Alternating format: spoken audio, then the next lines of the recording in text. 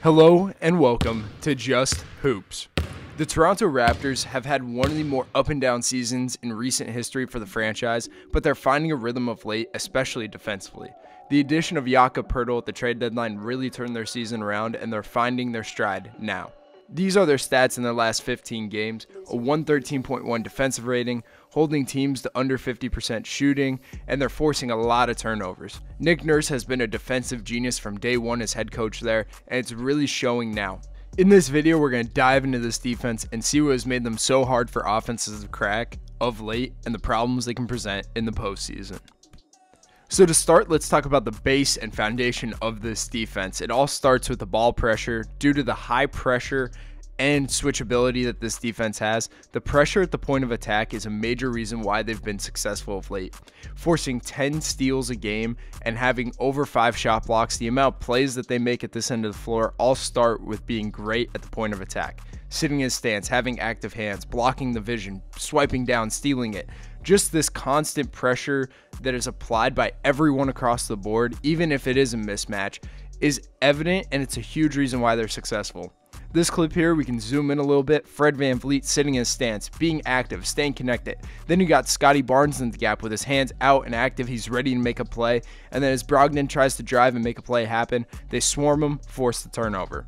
In this clip here against Charlotte, we're going to get the same thing. Fred VanVleet is going to get the switch, sit in his stance, be highly active, apply a ton of pressure. Scotty's denying in the gap, making it a one-on-one, and then he jumps to pressure. Jakob Poeltl comes in and blocks the shot. And one last example here, we're going to have Scotty Barnes guarding his yard, getting up into the ball, applying pressure, and it turns into a block shot. Just overall, the way that they take pride in getting up into the ball every time down the floor is a major reason why they're successful. Then to shift things into more of a positioning standpoint, here against Philly, we're going to freeze it. We're going to see that they load the box. Lane line, elbow, and then the low man comes over as that primary helper. Here against Miami, we're going to see that same thing. The interior man is that low man, so he's going to be responsible for the lower box. The opposite side of the lane is zoned up. The top side's pretty active in denying or being active in the gap. And it's just how they like positioning themselves defensively. Here against Charlotte, we're going to get another good example of their switching, denying up in the gaps. They're high pressure in the gaps, but on baseline drives, they'll stunt. Middle drives, they'll help more heavily, and then they load the lower box. In terms of positioning, they really like Poeltl or whoever the big man is to be that primary helper, to rove the middle of the floor, be a shot blocking presence, and allow everyone else to zone up or swarm the ball or just make plays happen across the floor. So we just talked about help briefly, but now we're going to really dive into the rotations and help side and what allows them to be so good. Have playmakers on all areas of the floor. They do a lot of cool things off the ball in terms of switching schemes where they X out, they scram, they'll peel.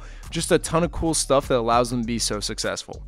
So this first clip here against Philly, I really want to focus on the gaps. So once they stay connected, Scotty's doing a really good job on the ball. They set the ball screen, OG and Scotty switch. We can see that Scotty does a good job at loading the nail, and then Poeltl is ready to help at the rim. Fred VanVleet's ready to zone up, and Pascal's in a spot to stunt and recover out to the corner. They stay well positioned. OG stunts heavy at the nail, and it forces the tough shot. Here against Charlotte, we're going to see a lot of different things in this clip. So first, initially, Scotty is in a stance, nails load it, Poeltl's at the rim, Precious is ready to stunt and recover. In the action, they'll switch basically everything except with the 5. In the ball screen, you can see Pascal Siakam is stunting heavy from the corner to recover out. The weak side of the box is loaded. And then on this last drive, Fred VanVleet is the low man. He helps. Poeltl's behind him in a drop. Precious is zoning up, and Scotty's ready to deny that next pass out.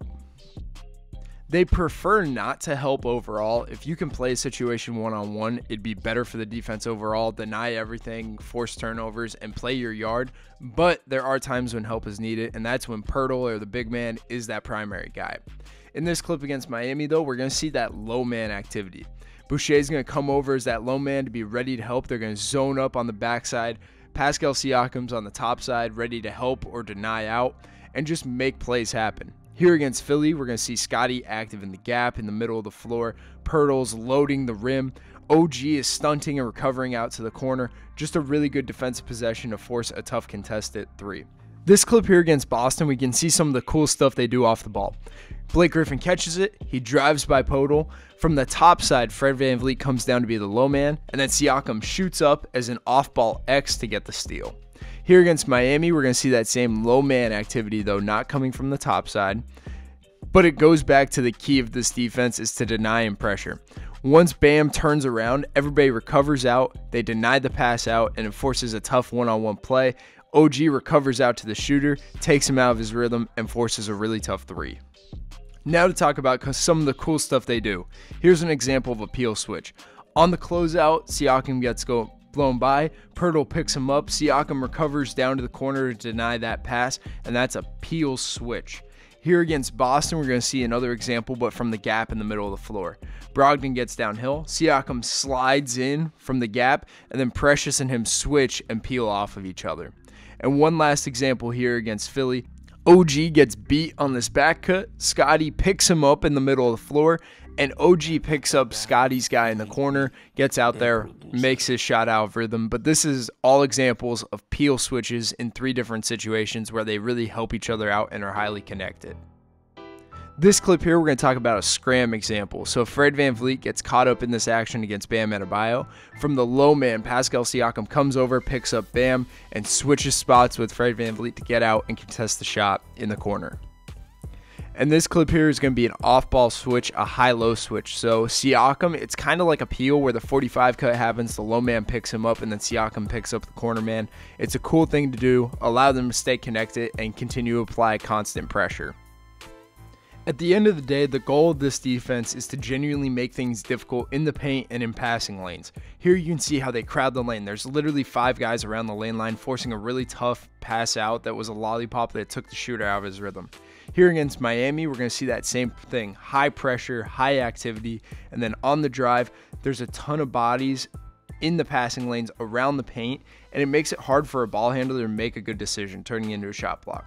And here against Philly, we're going to get one last example. As the ball gets around the perimeter, there's a drive, bodies are loading the lane line, guys are Xing out, staying connected, contesting and taking guys out of the three-point arc, but at the end of the day, they collapse heavily and prevent easy things at the rim. Even with collapsing, preventing things at the rim, they have the size, length, and athleticism to recover out and take guys out of rhythm from the three-point line. Just at the end of the day, though, the connectivity and communication within this defense is what allows it to be successful. Guys are allowed to cover so much space on the floor, they switch so much, and it's all successful because they're connected, they're communicating, they know what everybody's role is, they understand where guys are supposed to be the most successful, and they're going out there and making the plays and doing the little things that allow them to get stops time in and time out down the floor. Now let's talk about ball screen coverage. So some points that I want to bring up is early action, they like blowing up, so they're going to stay connected, fight over that first initial ball screen, deny actions, just that type of thing. And then they like switching a ton. But when it's not a switch situation is what we're going to talk about. First and foremost, they're active at the point. They do a great job at applying pressure, forcing guys in a direction. They like weakening primary ball handlers pretty often by forcing them to their weak hand. But overall, they do a good job at staying connected, getting over that screen, not losing the ball handler, and fighting to get back into the play, contest a shot from rear view, or block a shot.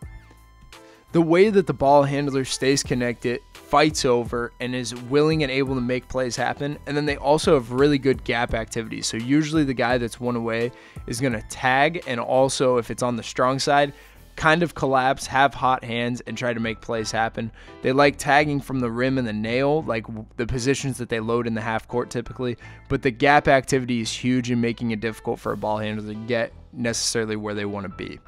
And then this clip here, we're going to look more at the ball screen coverage with the big man. They like doing a flat drop, so it'll be initial show flat, a step or two off the ball screen, and then they're going to drop back. This clip here does a tremendous job. He's playing cat and mouse between the ball and the roller. Poeltl is just active, hot hands, and then there's also that gap activity we talked about from Scotty Barnes. At the end of the day, though, they like their bigs being pretty active in ball screen coverage, and here against Boston, we're going to see Koloko do that. He's going to be up at the three-point line, dropping back, starting at the level, and just allowing Scotty to get it in the play and make something happen. And then here against Philly, we're going to see more of the drop side of things, where he's going to drop back, worry about the roll first, protect the rim, and make a play happen down there. Here against Charlotte, we're going to see another example of that drop being a couple steps off the ball screen, allows Fred VanVleet to get back in, and also allows Poeltl to be that anchor to the defense. At the end of the day, regardless of what coverage they're in, they like allowing it to stay a 2-on-2 action and allowing the other guys on the floor to be active in terms of making plays on the floor. And lastly, let's talk about their zone defense. This season, they showed a 2-3 zone in which the guards were at the top, they had their wings and forwards on the sides, and then big man was the anchor in the middle of the floor. This clip here against Boston, we're going to freeze it and talk more about where they're putting guys, the positioning, and how they run it. So it's frozen here. You see that it's more of a matchup zone. Everybody is connected to the guy within their zone. Everybody's pretty active. OG stays connected to his guy, forces a turnover. Here against Washington, we'll see another example. The tandem at the top is zoning up on the perimeter above the break. Then Boucher comes in as the wing that's matched up. And then Poeltl was the anchor in the middle, matched up with the low man. So to break down each part of the zone a little bit more, the top of the zone is typically the guards on the floor. They really like putting Scotty up there. Sometimes they'll put OG up there, having size, length, athleticism, guys that'll fly around, play off of each other in that tandem, switch everything above the break, and be really active. The wings are high and wide. They'll match up with whoever's in their area. If it's a loaded side of the floor, they'll bump with the top side, and the big fellas in the middle of the floor, shadowing the ball, staying connected to the closest man in the paint. If the lane's empty, he'll load up the nail and just be a high side presence, making drives hard. This zone is just one thing in Nick Nurse's pocket that he can throw out there to take offenses out of rhythm, disrupt them, and be one of the best defenses in the NBA. Toronto has had an up and down season. Poeltl has been a big turnaround point for them, but the defensive end of the floor is definitely what will present issues to offenses in the play-in and playoffs. I'm excited to see what they do and who they match up with, but I hope you guys enjoyed this video, learned something about the Raptors, who have had one of the most advanced defenses in the NBA over the last few years. For more content like this, please like, subscribe, and share, and we'll catch you in the next one.